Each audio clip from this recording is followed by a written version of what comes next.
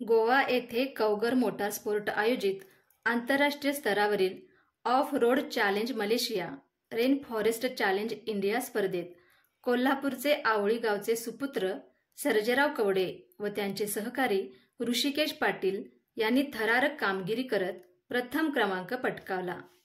सलग 5 दिवस आणि प्रतिदिन 5 ट्रॅक पूर्ण करण्याच्या कठीण कसोटीत सर्जेराव कवडे व त्यांच्या सहकाऱ्यांनी अतुलनीय जिद्द दाखवत सर्व स्पर्धकांमध्ये सर्वाधिक गुणांची नोंद केली.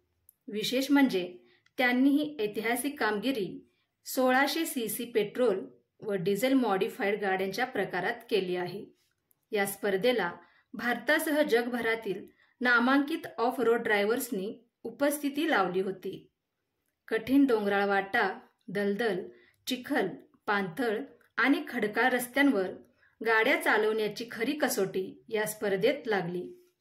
स्पर्धेदरम्यान त्यांना संकेत रायकर, दीपक जरग, अमित बिरजे, प्रमोद खबाले व प्रथमेश बरिदे या सहकाऱ्यांची मदत झाली.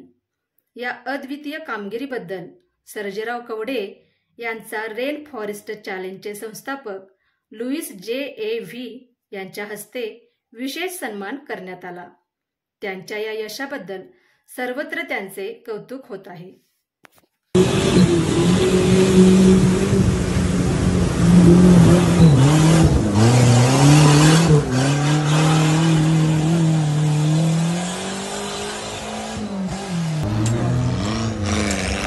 आमच्या लँड